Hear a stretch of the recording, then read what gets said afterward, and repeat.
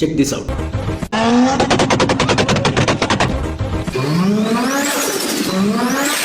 നമ്മൾ ഫസ്റ്റ് കണ്ടതാണ് anti lag, രണ്ടാമത് കണ്ടതാണ് ടർബോ ഫ്ലട്ടർ.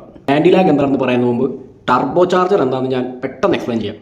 ടർബോ ചാർജർ എന്ന് പറഞ്ഞിട്ടുണ്ടെങ്കിൽ ഒരു ഫോസിൽ ഇൻഡക്ഷൻ ഡിവൈസ് ആണ്, ജസ്റ്റ് ആൻ എയർ കംപ്രസർ. എഞ്ചിന് വരുന്ന എക്സോസ് ഗ്യാസ് യൂസ് ചെയ്ത് ജസ്റ്റ് എയറിനെ കംപ്രസ് ചെയ്യുന്നു. So more air equal more power. പക്ഷേ ടർബോ ആക്ടിവേറ്റ് ആവണമെങ്കിൽ ഒരു സെർട്ടൈൻ RPM എത്തണം. അതിന് പറയുന്നതാണ് turbo lag. The thing is bigger the turbo bigger the lag. So basically anti lag എന്തിനാണെന്ന് വെച്ചിട്ടുണ്ടെങ്കിൽ ടർബോ ലാഗ് കുറയ്ക്കാനുള്ള ഒരു സിസ്റ്റമാണ് ആൻറ്റി ലാഗ്. സോ നോർമലി നമ്മൾ ത്രോട്ടിൽ വിടുമ്പോൾ ടർബോന്റെ സ്പീഡ് കുറയും. So anti lag system ignition time കുറയ്ക്കും. എന്നിട്ട് എയർ പ്ലസ് ഫ്യൂവൽ എക്സോസ്റ്റിൽ തന്നെ ബേൺ ചെയ്യും. റിസൾട്ട് എന്താ?